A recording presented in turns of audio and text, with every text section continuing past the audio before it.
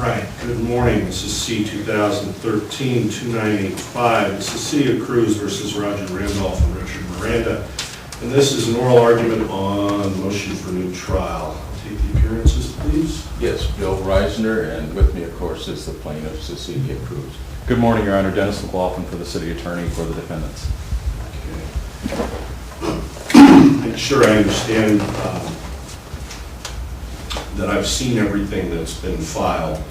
Mr. Reisner filed a motion for new trial on the question of attorney's fees that was responded to by the city. There was a reply memorandum filed by Mr. Reisner. Some of the briefing has exhibits attached to it. There was a second filing, which was described, I believe, as a second or supplemental motion for new trial filed by Mr. Reisner's client. There was a response filed by the city, and there was a reply memorandum filed in connection with that. I have read all the briefing, and I'm ready for oral argument. Mr. Reisner? Yeah, Judge, thanks.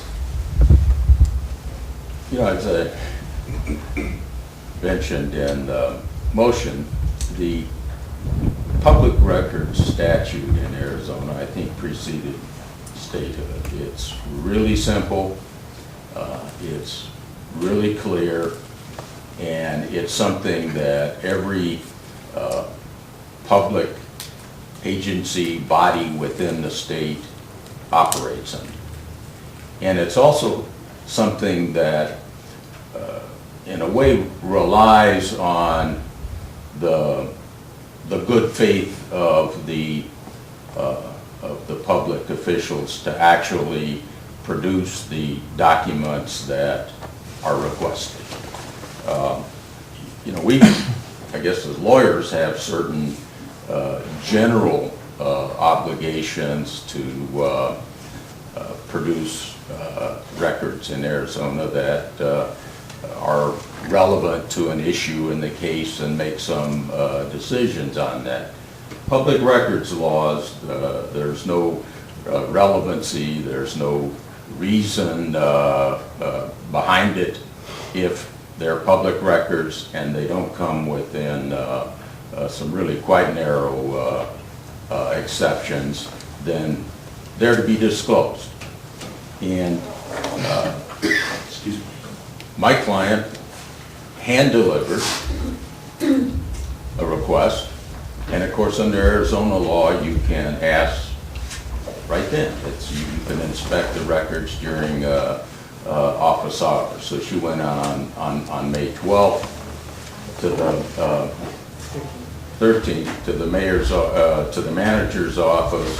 There's a stamped copy for the city clerk, and then requested and went back, I think, on the 16th. Her letter said she would come in then, so they had some days to provide something for her, and there wasn't a single sheet of paper. She then hires me, and on the 22nd, I hand-delivered a letter and said, look, these things are time-sensitive. This is an issue that you're aware of, and the documents need to be turned over, and if you don't turn them over tomorrow by 4 o'clock, we're just filing a lawsuit. And a few documents were turned over, but the lawsuit was necessary. And a hearing was set 55 days later, which gave the city full opportunity to examine and look for the documents that were available and that came within the request. But nonetheless, just to make sure I understand things, and as you know, I came back downtown on July 15th is when it would have been reassigned to me. So all the hearing setting, I'm sure, was much. The actual setting of the hearing was much before I came back. That was by agreement of all of you, correct? Or was that at your request, Mr. Reisner? It was at my request, and there were really two reasons. One I put in there was that I had a family vacation coming up. But the next thing is, I wanted it to have enough time for the city to turn over the documents so we wouldn't have to have a trial. That was that was why the setting was set off for July. I worked with, I called Mr. McLaughlin and said, look, I want to depose the defendants, the city clerk and the city manager. I want it to be convenient with their schedule. Let's look at these things. I don't know how many phone calls we had, but we agreed that something like July 10 and July 11 would be days that wouldn't interrupt with what they're doing, and we could do that discovery. The city, of course, at that point filed the motion for protective order, and this is one of the things where I certainly am asserting that the city was not fairly proceeding in this case. The motion to dismiss and the motion for protective there was a order. service issue also as well that was raised. Yeah, I mean, the city must get public records requests all the time. They're experts in this stuff. So to have a motion for protective order because of lack of subject matter jurisdiction, failure to state a claim on which relief can be granted, that sort of thing, I think is indicia, frankly, of bad faith. And then coming to court and saying, we've provided everything and what we're arguing about is just a few documents here, a couple of sheets of paper, and that's what this case is about because we've turned over everything. Since then, I believe, and I may be off a little on Well, let me stop you. Maybe this would be helpful for both of you. There are two issues that I think are at the forefront this morning, and you may think there are others, and I'm certainly going to allow you the opportunity to argue others if you think this is significant, because maybe I'm not comprehending the significance of a couple of other issues, but there are two that I think are important. One, Mr. Reisner raises the issue of whether I jumped the gun and should have allowed him to file a motion for attorney's fees 20 days after the ruling. That's an issue that's, I think, subject to discussion this morning, and whether I was should have waited to address the attorney's fee issue until after that had been filed. I think that's one. The other issue is whether, in fact, all the documents have been produced. And that may be a very generalized way of saying it, but it seems to me there are some assertions that there are large numbers of documents that still haven't been produced in the course of the trial. I think the posture of the city, as I understood it, was that all but a small handful of documents, those taken under seal, those taken in camera and then subsequently made exhibits, had been produced. And there seemed to be some suggestion that there's a large number of documents that haven't been produced. That certainly is something that is, I think, worthy of discussion this morning. In addition, I am familiar, I have read, as you know from the ruling, I read the ruling, reread the ruling. I have read the transcript. I'm familiar with the transcript of the trial. And I am also familiar with the Democratic Party versus Ford, or is it Ford versus Democratic Party case that deals with this, and which I think does stand for the proposition the court has a great deal of discretion in this area, and in fact that the finding of whether somebody substantially prevails or not is not controlling on the issue of attorney's fees. But I think maybe I'm getting off into something that is a little less central than those first two issues. If that's helpful, those are the two issues that I principally want to focus on this morning, at least. Maybe that'll help you focus your argument going forward. Mr. Reisner? Yeah, Judge.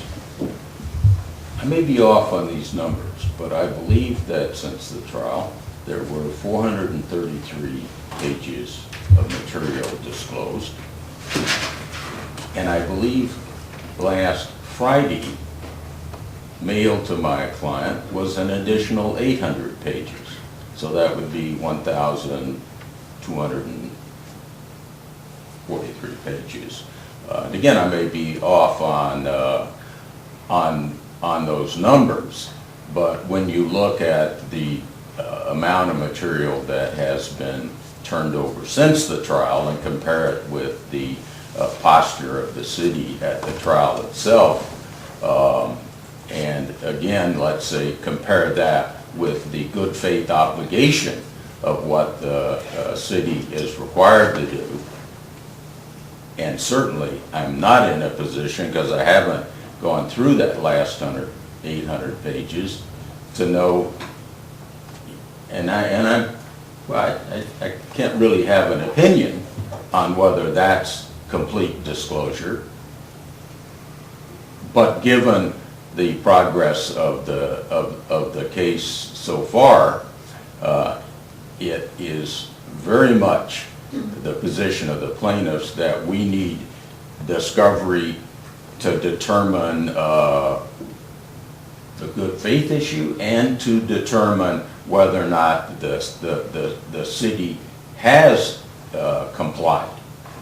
Absolutely every step of the way there has been stalling, not complete compliance, and the city has done everything that they can in an area of the law that couldn't be clearer, that citizens have a right to examine and, if they'd like, copy public records. So I would say that, you know, the city, in terms of the first rule 59A request, the first motion for a new trial. You know, they have an argument, well, that the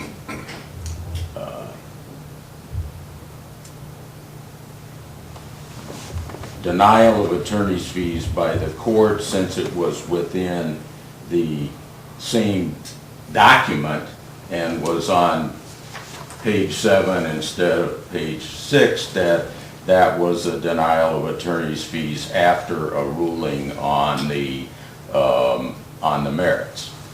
And really, my reading of the rule and my experience and what I have seen through attorney's fee requests in the past is that there's a ruling on the merits.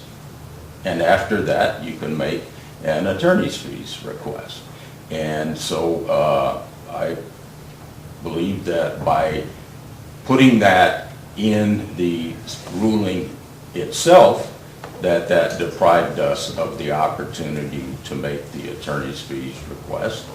And especially, you know, I think from the posture we're in now, you can see why that really was a bit of jumping the gun, because it's clear that there wasn't compliance. It was clear that there was not good faith by the city, and I certainly would like to do a little more discovery on that, because in addition to the public records laws, where the court may have discretion, but it's presumptive that if you substantially prevail, that you should qualify for attorney's fees. But under 12341.01D, I think when the defense is bad faith and frivolous, then that's a mandatory situation. Yeah, you need clear and convincing evidence of that. Yes. To prove that, correct? That's right, and I would, if the city wants to do that, I would welcome the opportunity to put on clear and convincing evidence of that. But the city is absolutely wrong by saying that I should have put on evidence of bad faith during the trial itself. That was, it's not required. It's certainly not required by the very wording of 301. And it would have been irrelevant during the trial on the public records laws, because the bad faith requirement was deleted by the legislature, simply because of the difficulty frankly, difficulty of judges determining that any public office or person was acting in bad faith. So they dropped back to what's the federal standard of FOIA, which is if you substantially prevail. And I had pointed out what I think was the kind of really theatrical nature of this thing. The city brings out a little one sheet of Oro Valley and said, boy, that's a disputed thing, whether something from Oro Valley that the city sent us is a contested matter, whether Miranda's is contested. Yet the same Oro Valley stuff, even this is a compact version, but there's 3 or 4 pages in this whole thing, which is turned over later. It's the project overview, Grand Canyon, absolutely public record. So all kinds of stuff that is unquestionably public record. Really unquestionably the city knew about it. I think the city actually is a lot better at keeping its records than they're letting on. There was an article recently in the newspaper about an investigation by the Attorney General's office into Rio Nuevo, where they looked at 300,000 records and determined that while there was massive mismanagement, there wasn't a criminal case that the Attorney General's office was going to pursue.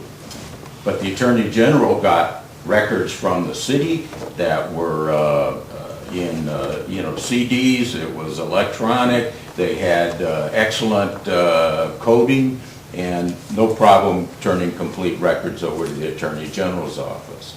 The city manager's office has a person within that office that's a public records employee.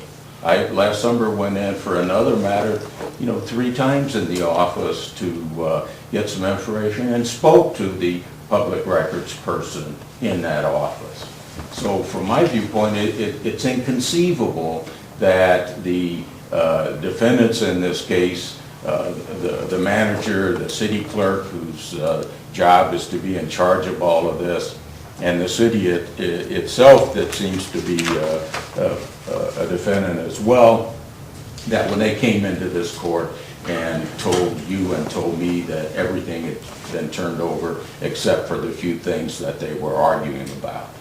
And this is an issue that is much more important than just us, because this is an example of how the city handles public records laws. This is an example of how they do business and respond to citizens that want to look at public records.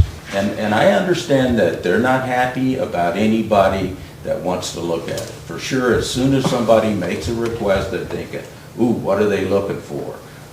Did I, put too much money on that dinner bill that the mayor sent in? Was this and that? Nobody likes that.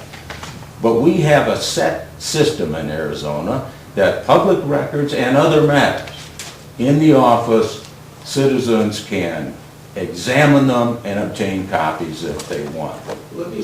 This sort of leads me to one of the questions I wanted to ask you.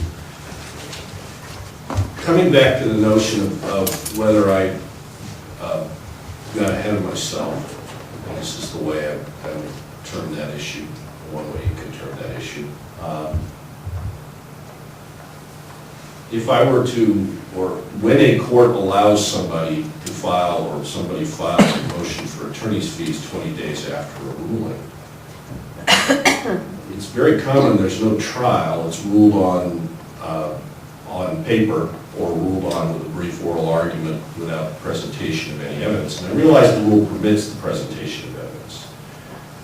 What sort of trial are you looking for? And what sort of discovery are you looking for? And I bring this up in the context of the fact that it's not completely clear to me where certain issues end and certain issues begin. For example, in the trial, there was a fair amount of time questioning, I believe Mr. Castellanos, but maybe Mr. Maranda as well, about the activities of TRIO and other activities of the office that didn't seem to be connected to documents so much, but to a more general inquiry about how the department does its business. And all of that may be perfectly appropriate for citizens to inquire about, but I'm not sure it has anything to do with public records. And the second point is, and I believe I brought this up, and maybe somebody else did too, from the very beginning, is it the Bolm case, BOLM, says that people don't have to have a reason for why they want to look at public records. They don't have to articulate a reason for why they want to look at public records. There is a very permissive standard for looking at public records in this state, which I think is recognized in the ruling, and certainly recognized in the case law, such as Cox and other cases. So what sort of trial are you looking for? And is the issue here to conduct extensive proceedings as to how the department does its business, or is it to determine whether there are public documents concerning the subject of the request which haven't been produced? Because I think those are two separate issues. Well, I would say it's the key is to determine whether there's documents that haven't been produced. But if Your Honor will recall, the issue and the reason the trio was involved, the issue at the hearing was the city was required to prove that not turning over the documents was a secret matter that would prevent the city from being able to accomplish its objectives in what they ordinarily do. So the fact that there's an outside corporation that's giving them records, that has this information, when the public doesn't, that's how that got brought in, because that related to the city's defense. It had nothing to do with whether there was complete records. The city was saying that the complete records were there, but they were saying everything that had been turned over except these important documents in the envelope. So it was an important matter to show in regard to their burden of proof that third parties, outside interests, had this information, and in fact it didn't cause it wouldn't cause the city's ability to sell land to grind to a halt. What we want are the records, and the discovery that I want relates to the records that the city still has, because there is no factual basis for any confidence on our part that they've turned over all the records. The next thing is, some of that discovery that ought to be done, it should be related to the good faith, because we're asking for attorney's fees on two separate grounds. One of them, good faith, if it's not there, we believe it's mandatory. The extent of the bad faith, we believe, should help this court in arriving at its discretion. Because I think you not only jumped the gun, I think you've made a wrong decision. And if you were given correct information and correct decision, you would understand why it's important for attorney's fees to be granted, and costs, in this case, not just for us, but that it's important for the public that that be done. So, have I answered? Yeah, no, you answered the Yeah. question. Let me do this. It's your motion, so you'll have the last word this morning. Let me go to Mr. McLaughlin, and then we'll come back to you guys. Thank you, Your Honor. The city has acted in good faith. we have been slow, I admit, in getting a lot of these records out. But Let me stop, Mr. McLaughlin. When, at the trial, it was my understanding there had been a substantial production of documents. And there remained what I think is, they're broken down into 3 or 4 different exhibits. 12 is the one that I found to be privileged, and everything else I ordered produced. And that those were the documents that were at issue in the trial we had. And so I guess I am a little concerned to find out that 433 pages subsequently showed up, and maybe that's not the precise number, but I would guess it's a sizable number. we subsequently released records. And then another 800 pages showed up on Friday. Sure. That's not 7 pages of documents. No, Your Honor, and let me tell you my position on this.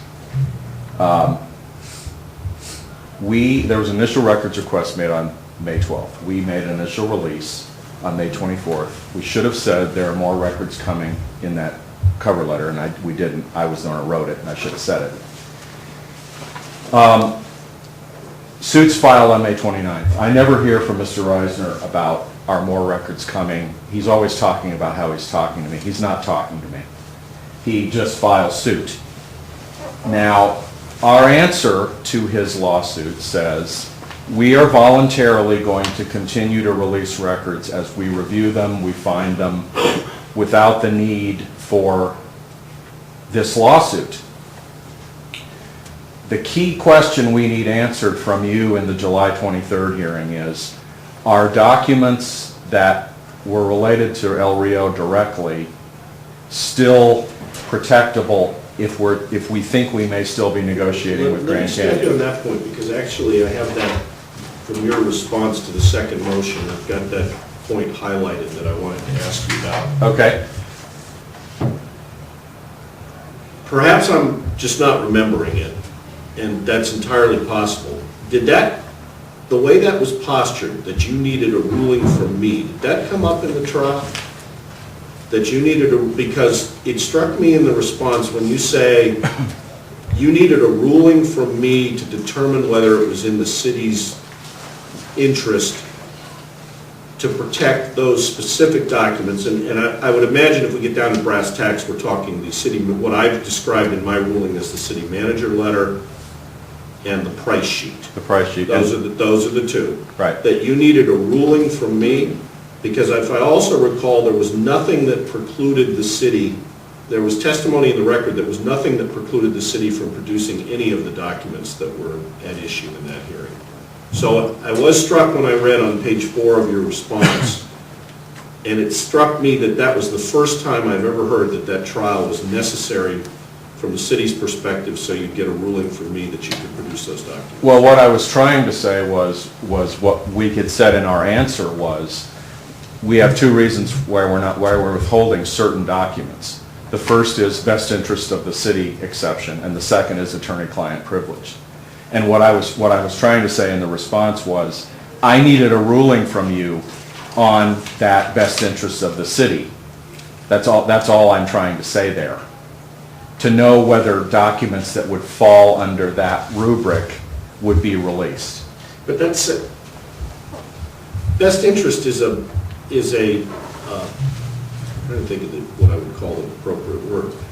It's not a rigidly defined standard. I mean, you can look through the case law. There is no rigid definition of what constitutes the best interests of the city or not.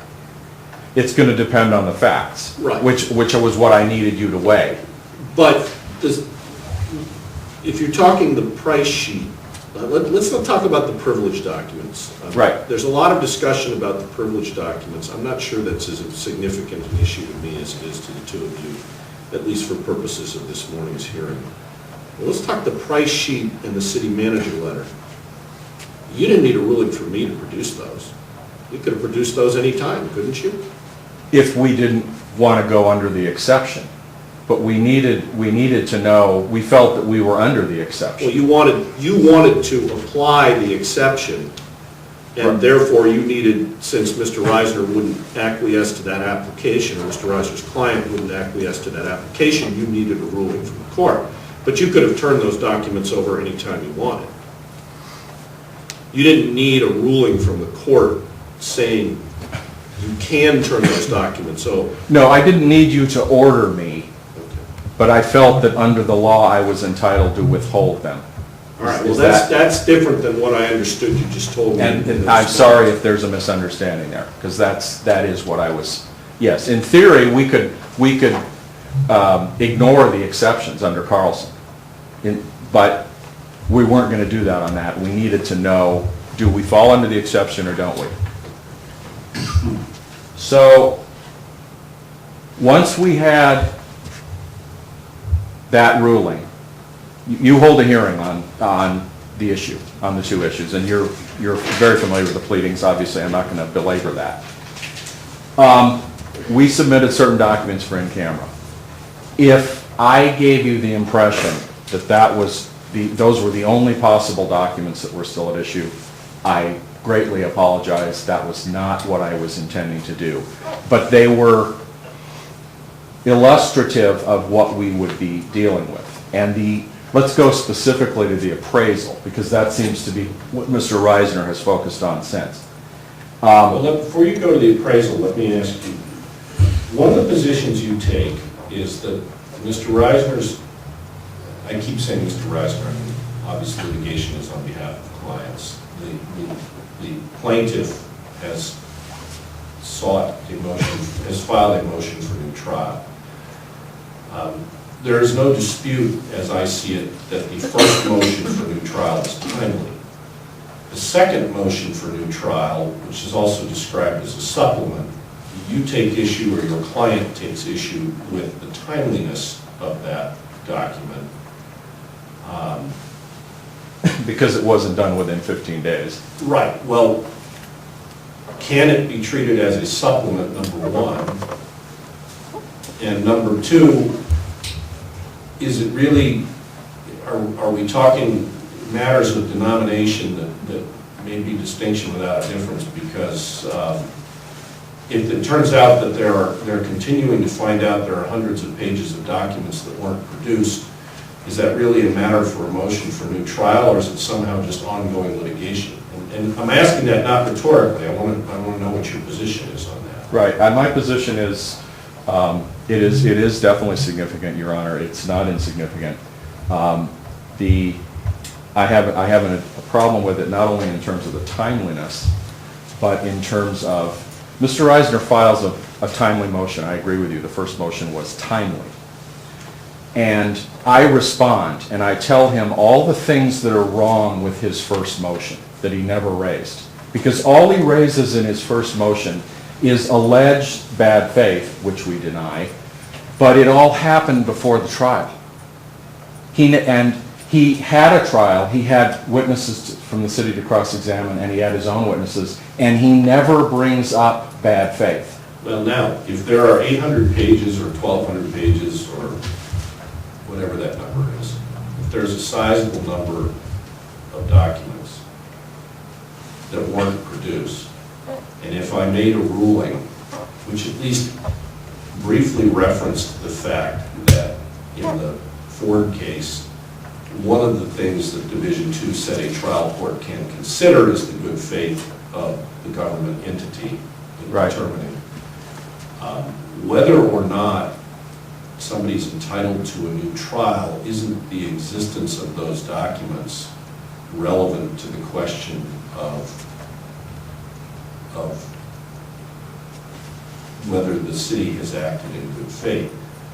For example, I don't think you're telling me, and I don't think you've argued it in writing, you've told me I was correct, not only in the substance of my ruling on fees, but also in the timing of it, and I didn't make any error there.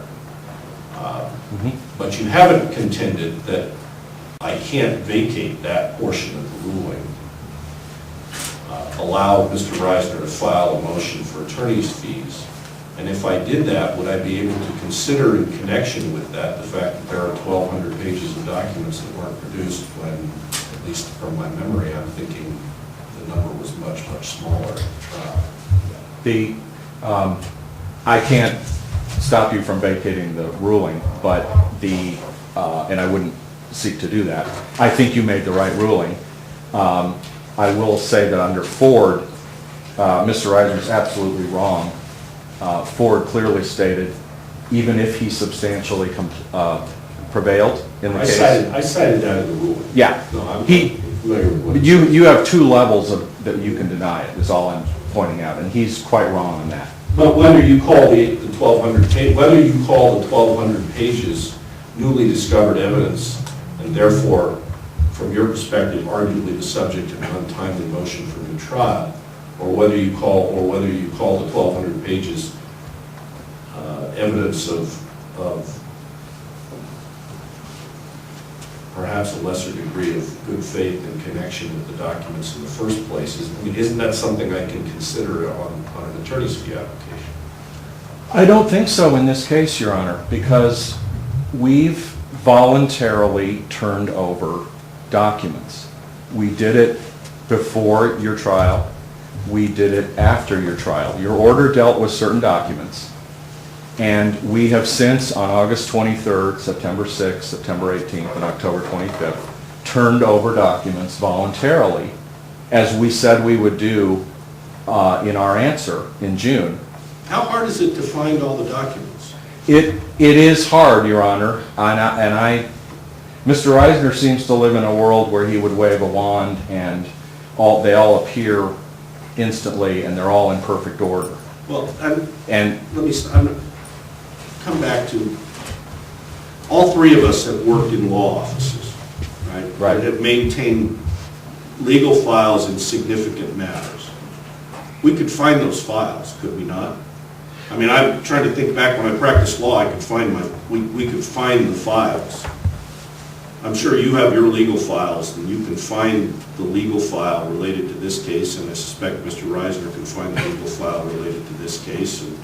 And were those not probably substantially privileged, we could all put them on the table over there in short order. The question I'm coming from is doesn't the city maintain this is the El Rio file, and why isn't the El Rio file readily ascertainable? Not in that sense, Your Honor. We have multiple El Rio files. We have multiple departments involved. We have the city manager, we have the Parks Department, we have council offices, the mayor's office. We have multiple people in those offices, all of whom may have hard copy files, they may have emails. Our IT has to search the emails. People think they have records and they don't. They don't have records and they think they do. Doesn't that explain, because again, harkening back to all our experience practicing law, occasionally something comes up and suddenly a document you didn't realize existed, here it is. Right. There's a small number of documents. This is 1,200 documents. That's true, Your Honor, and the reason for a lot of documents Friday was their emails where we went back. We've had 3 requests from this plaintiff. We had the May request, then we had an August request which said, there are specific things that I want that you haven't given me, many of which we've now responded, the others we're trying to respond. Then she makes an October request regarding our real estate appraisal particularly. We decided, I decided with IT, that we should go back, this is a lot long into the process now. She's also asking for any or all. And any or all requests are by their nature, where do I stop? How do I know? So we decided we should go back and with our IT department and do a systematic search. May I approach the bench? Yeah, you may. Has Mr. Reisner seen what you want? Yes, he has, and I'm giving them a copy also. This is my October 25th cover letter, just 3 days ago. The key point is under the first paragraph, number 1. We went back and we're looking in this search for emails for the following persons who were involved on the city side. Nicole Ewan Gavin from the manager's office, Fred Gray, the Director of Parks and Recreation, Mike Hayes, Golf Director, Chris Casalemas, main point of contact, Hector Martinez, the Real Estate Administrator, Mr. Maranda, the Manager, Diana Rhodes, who's an aide at Ward 1, and Regina Romero from Ward 1. So we wanted to be sure we had all the emails, because she says she wants any and all emails. So that kind of process takes time. They have to do the search.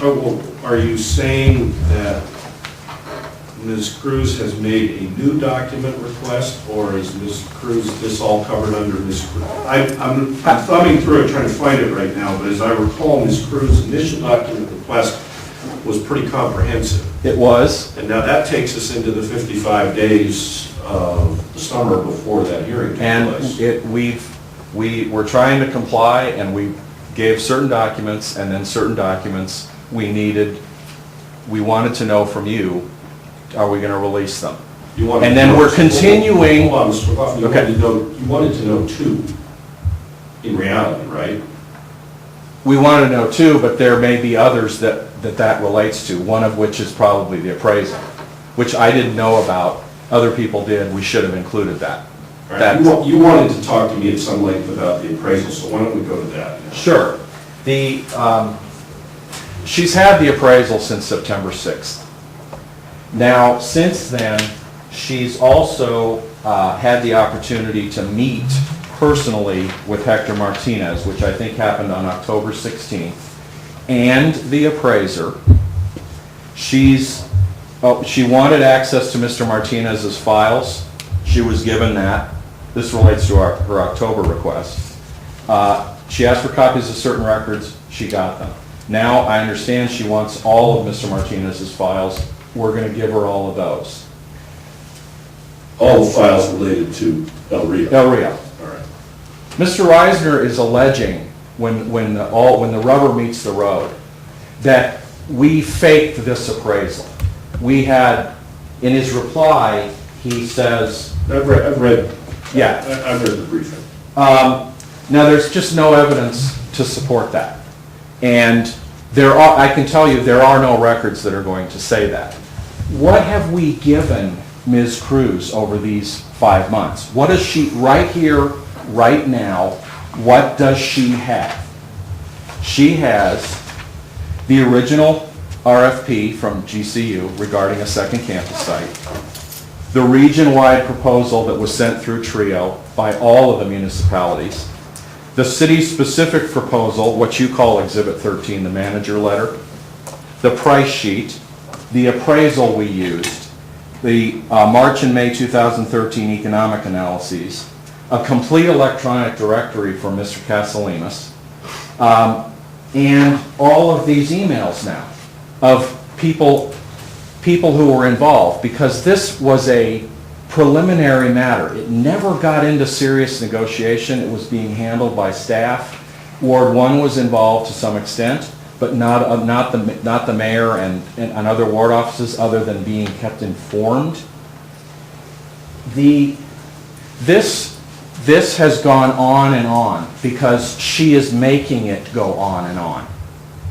We respond, we give her documents, well, I want this. We respond to that, well, I want this. I'm trying to respond. That is not bad faith. That I've had 3 requests from her over a 5-month period. You can say, well, they're all related to the initial request. Well, I'm trying to find records, then she makes a second request, which narrows it down to some extent, and I try to respond to that. And then she makes a third request, which relates specifically to the appraisal. We have responded to that, I think. And this is a matter of finding the records. It's not a matter of a new trial. Because what he wants and she wants to do is say, well, you're going to give me a new trial, and that's going to show that the city is acting in bad faith, which we're not. We're trying to find her documents. And that there's this conspiracy to make a fake appraisal. There's no evidence of that. He presents no evidence. He simply asserts it. And there are no records that say that. And that issue, and I'll bring it up with you, it's the same issue I brought up a moment ago. That issue goes would it not, to topics that have nothing to do with the existence of public records, which is the issue in this lawsuit. It goes to the issue of how your client operates. You could phrase it that way. I agree with you, Your Honor. It is not a 19-121.02 issue, whether records are released or not. He doesn't like our records, or he thinks the records we're giving him aren't the records that ought to be there. That is a different issue, absolutely. Well, but let's go back to you mentioned the timeline. You get a request in May.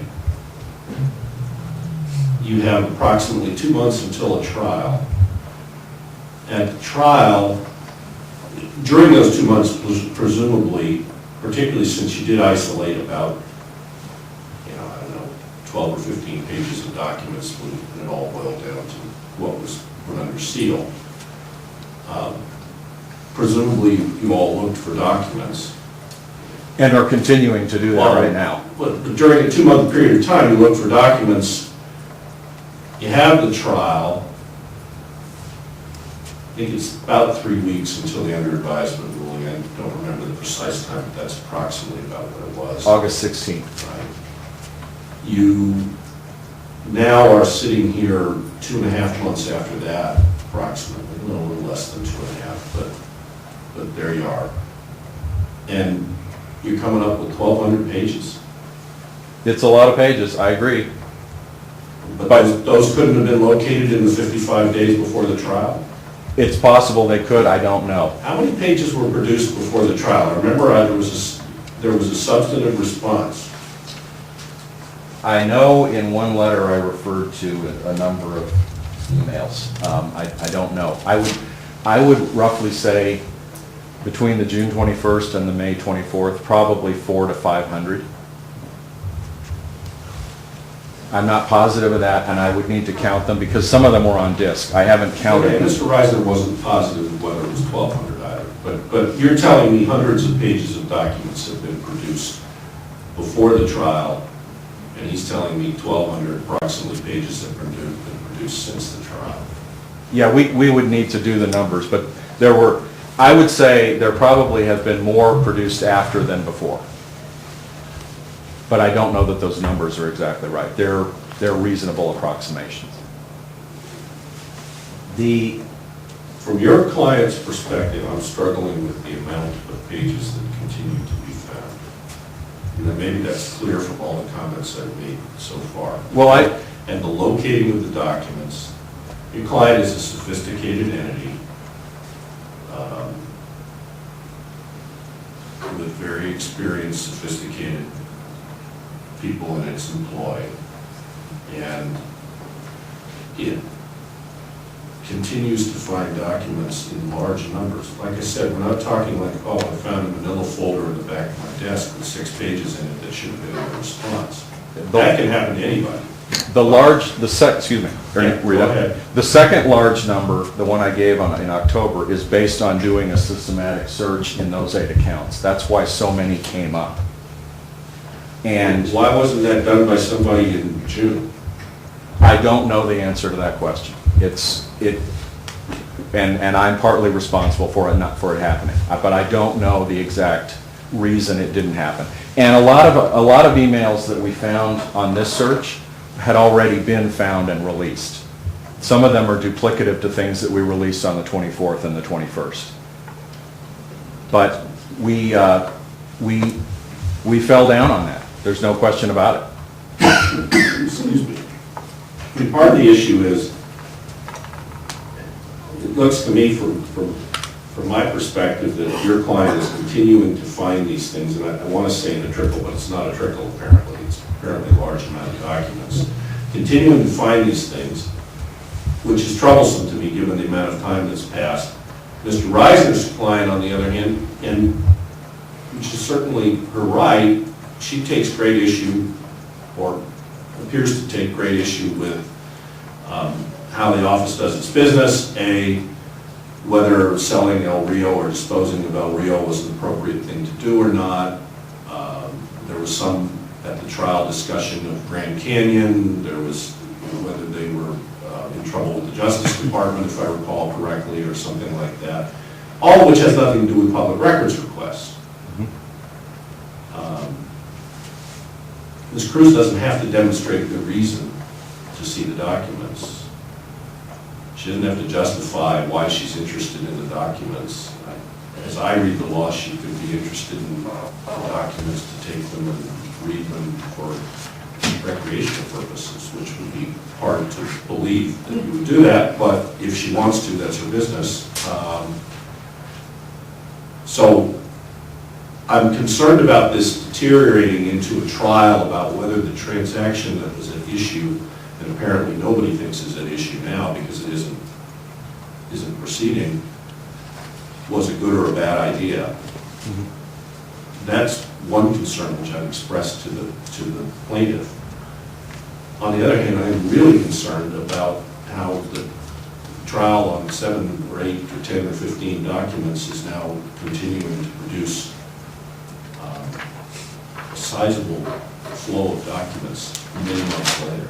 Well, I understand your concern, Your Honor, and I'm not happy about it either, and I apologize to the court for it that it's happening. We think we found most of the documents now, almost all of the documents. I don't want to tell you that we aren't going to find a few more, but this release really is the last major release there's going to be. It's now truly going to be this or that document, I think. There are things that I want to keep checking to make sure because of the way this has gone. I don't think it was well handled systematically at the beginning, and that's partly not involving me, but it partly did involve me. Did they want to take discovery?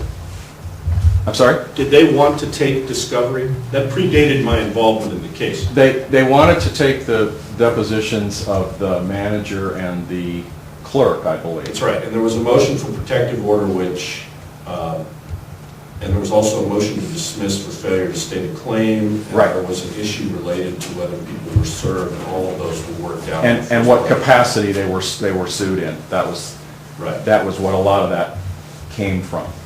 Yes. Now, now, why would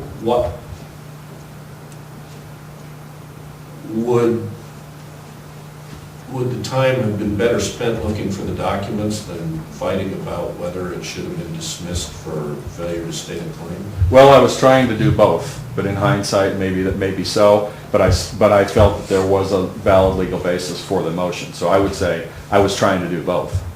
I think both were valid. We should have been looking harder for documents too. Have these 1,200 pages been hard to find?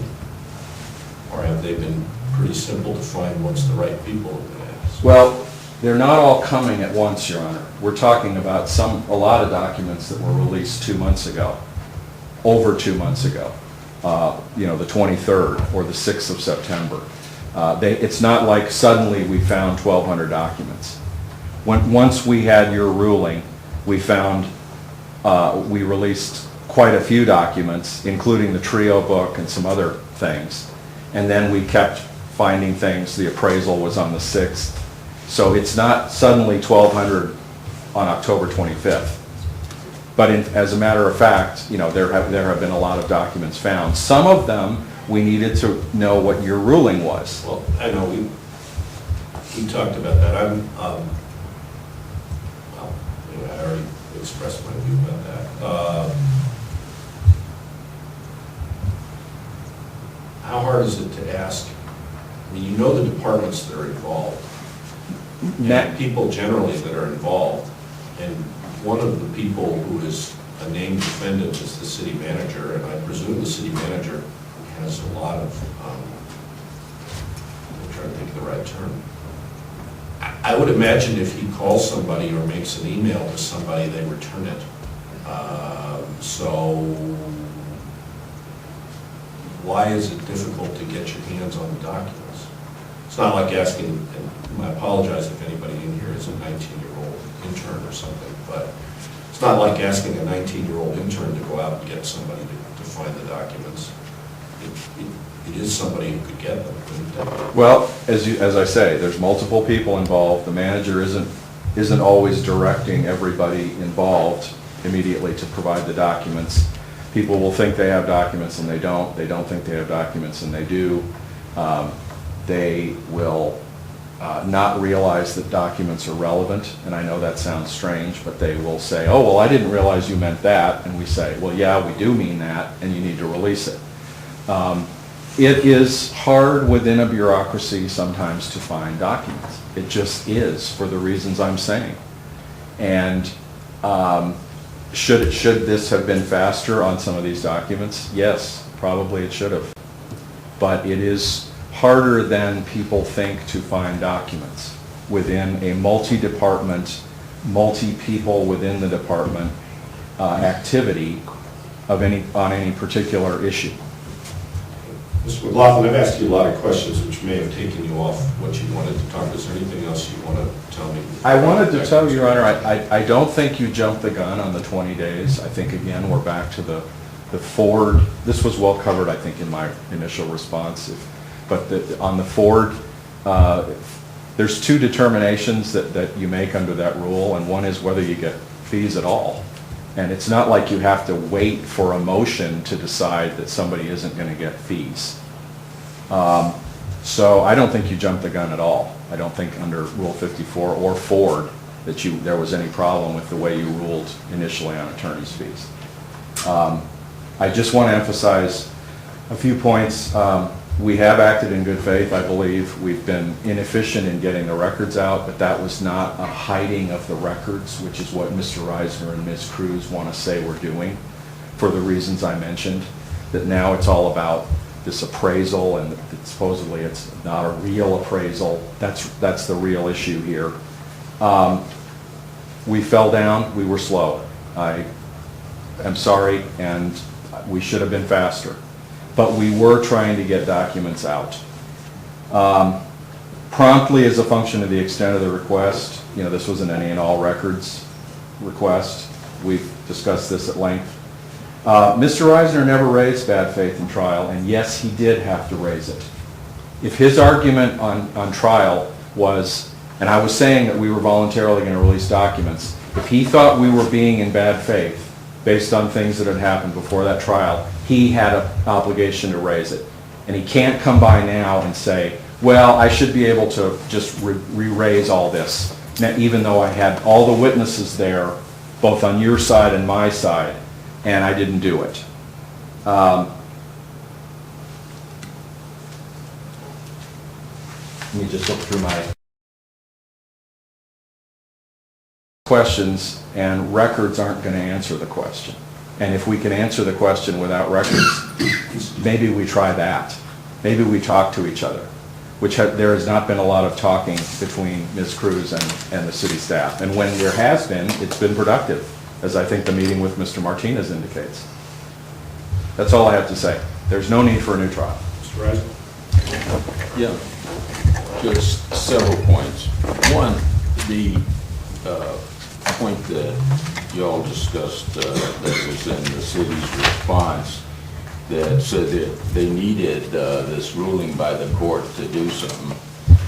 Not only was that not raised or argued, but what that says in his pleading on page 4 is the city needed a ruling regarding the key issue whether documents exchanged during negotiations with GCU. I haven't looked at this last 800 pages or the other stuff, but I think that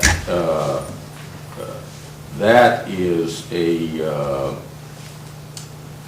rather small set of the records, and probably not a major thing. And not only exchanged during negotiations with GCU, but relevant to negotiations regarding other sites. I think that's what they're even talking about there, is a pretty narrow category.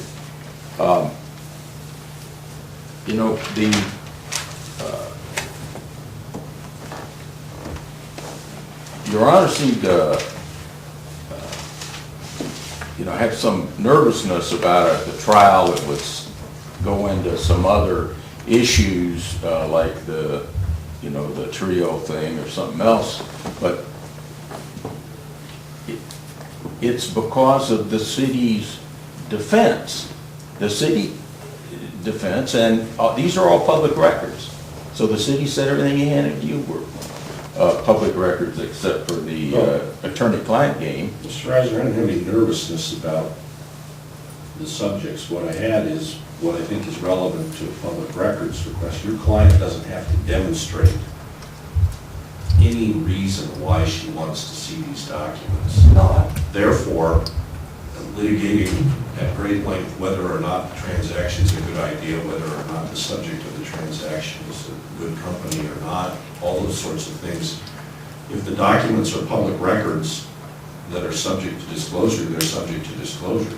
Certainly. But the city was saying that if we turn over these records that are in this envelope, that Ms. Cruz having these records and those being disclosed, that the city will not be able to carry out its functions and its business, and huge harm will occur to the city. That's the issue, that was the burden, that was what the hearing was about. They said, And I rejected that. right, Yeah. exactly. Now, this issue of the appraisal, I'm not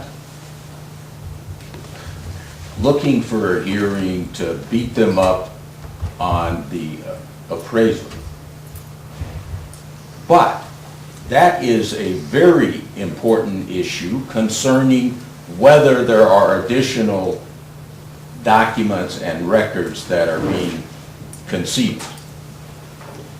There's a city ordinance, which I think was discussed at trial. The city is required to do an appraisal of market value of property. Any property above 50,000, correct? That's right. In this case, they did not do an appraisal of the market value of that property. So there must be records that we're interested in of why did they not do that? Who directed them to do that? I suspect there must be a record of that.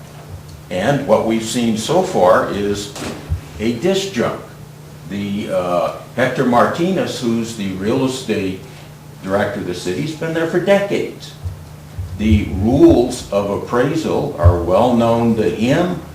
They're standard in the United States by federal law. They're standard, and they're standard within the requirements of Arizona. They're standard in terms of every appraisal that comes through. So this appraisal says here's the highest and best use, which is needed for market value, but we're not going to appraise that. It's different, very different. I'm not coming into court to beat them up for it, but the normal way that they do business and how the city does business, if it's outside of that normal way, there must be some sort of record that would show why a decision was made in this case by very sophisticated people that handle all kinds of real estate deals, that see all kinds of appraisals. Why was this one different? That's all. And what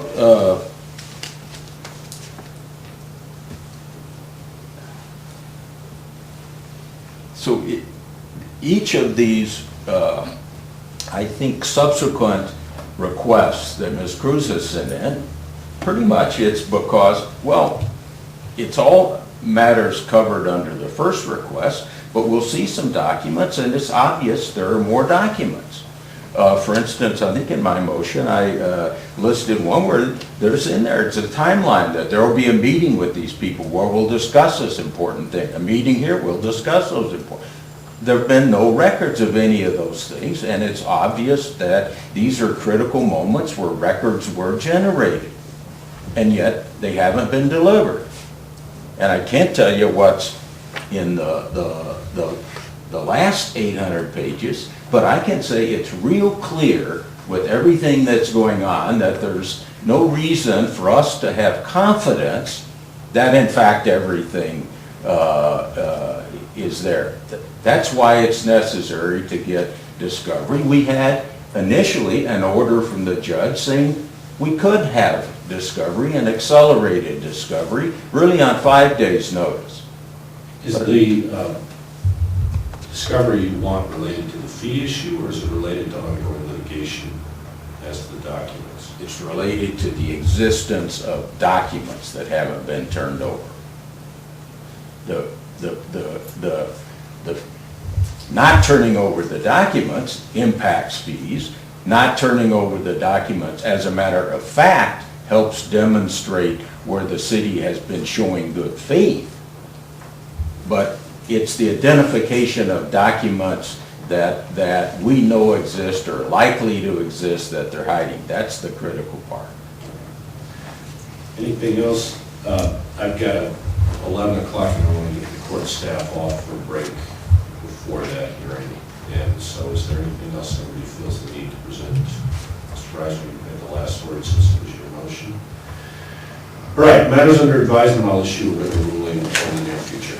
Thank you. Have a good day. Thank you for your time, Your Honor.